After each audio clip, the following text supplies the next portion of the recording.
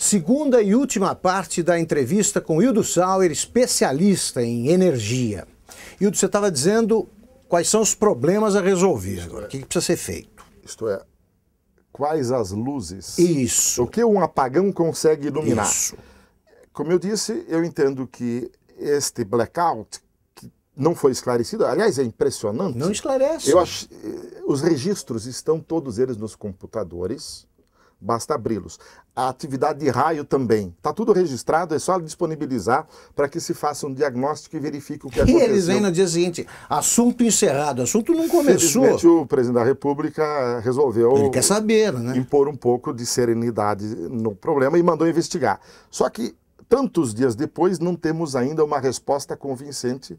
E ela é fácil. Eu dizia em 99, quando inventaram o raio de Bauru, que o ministro de plantão e os diretores mereceram o prêmio Pinóquio da época. Certo. Bem escolhido. Os bem de escolhido, agora bem dado. estão recebendo o prêmio Rolando Lero, que estão nos enrolando e não explicando. Mas voltando, o que se pode deduzir depois dessas manifestações? Primeiro, que a reestruturação feita em 2003, 2004, no começo deste governo, comandado pela então ministra de Minas e Energia, provavelmente não está dando Dilma Rousseff.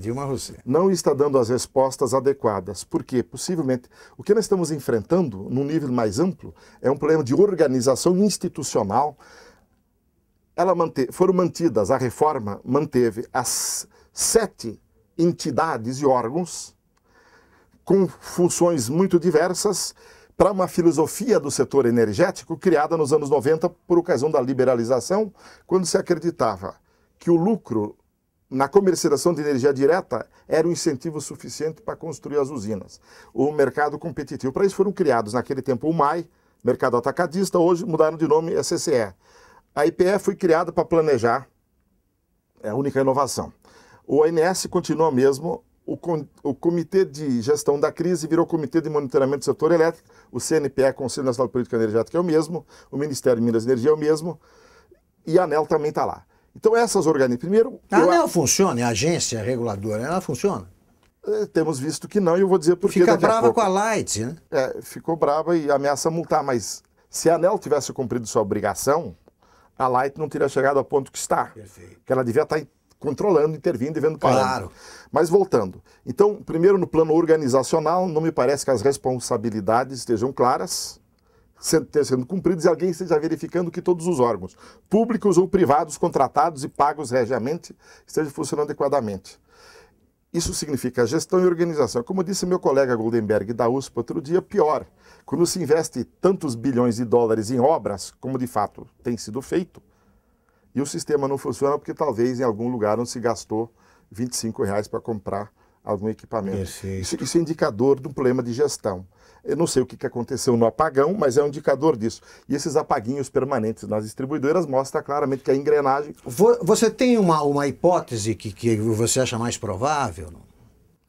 Ou foi problema de manutenção, que então, para ter uma falha sequencial de 2, 3 sistemas... Manutenção. É um problema de manutenção ou um problema de operação, uma manobra acidental que derrubou o sistema. São hipóteses, mas hipóteses não bastam. Tem que ver os dados, e os dados existem, e se fazer. Isso pode voltar a acontecer, né?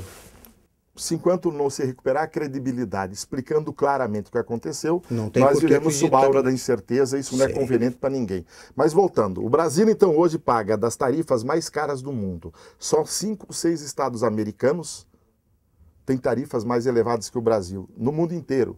Nós temos a base de produção de energia mais barata do mundo, hidráulica. E a tarifa mais cara? E a tarifa mais cara para o setor residencial, para 75% do mercado. Em contrapartida, há um novo mercado criado e que floresceu de 2003 para cá, onde se vendia energia a 20% do custo, grande parte do tempo, transferindo uma enorme quantidade de capital.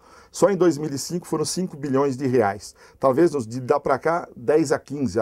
O número não aparece porque ninguém consegue ter acesso aos números. Saber quanta energia foi vendida abaixo do custo estrutural para beneficiar comercializadoras e mercado livre. Por não fazermos de 2003 para cá os estudos das bacias hidrográficas, os relatórios ambientais, relatórios sociais, para colocar em licitação, e culpava-se o Ministério do Meio Ambiente por isso, percebe-se hoje que o problema não era da ministra do Meio Ambiente, e sim da outra. Por quê? Porque essas usinas não foram contratadas, em lugar disso nós contratamos usinas a óleo combustível, a carvão mineral importado e outras a gás natural, de maneira que poluímos nossa matriz e vai se tornar mais cara. A população brasileira já está pagando desde o começo por um equívoco no contrato, mas que poderia ser corrigido pela ANEEL, R$1 bilhão a mais por ano por um erro no contrato e no processo de revisão e reajuste das tarifas. A autoridade para mudar isso a ANEEL tem. Não o faz porque não o quer, me parece.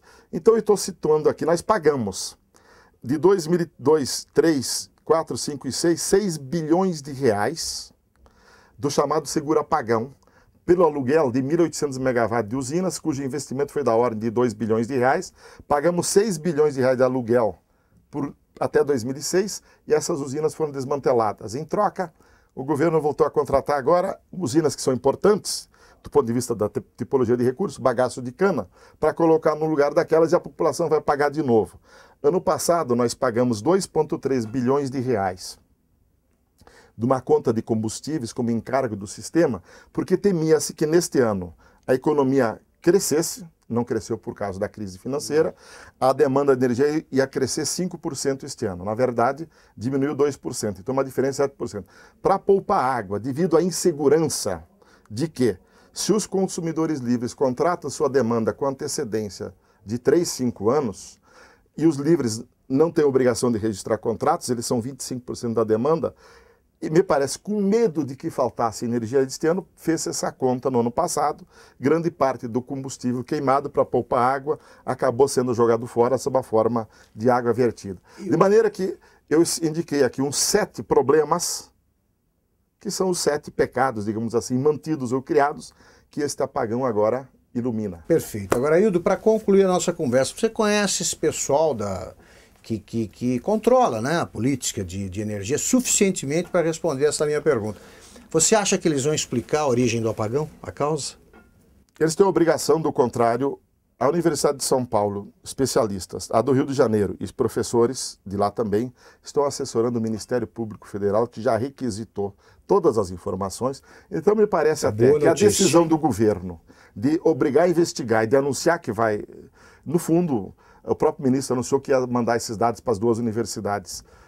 Aparentemente ele não vai fazer mais do que ele vai ser obrigado a fazer de qualquer maneira, porque o Ministério Público abriu uma investigação civil pública em Goiânia. Perfeito. O procurador Marcelo Ribeiro de Oliveira está comandando essa investigação e, com a ajuda de especialistas, vai efetivamente conseguir descobrir o que aconteceu. Ótimo. Como foi em Bauru. Em Bauru levou-se muito tempo, porque as informações foram sonegadas. Mas foi tudo esclarecido. Acabou esclarecido e mostrou-se que não havia raio em Bauru, houve um raio, mas esse raio era numa outra cidade próxima, que não deu origem ao problema. Mas a culpa não era de São Pedro nem Santa Bárbara. Não era. Hildo Sauer, muito obrigado pelos esclarecimentos. Como vimos, você vai voltar daqui a pouco para explicar algum problema. Espero que não, mas infelizmente.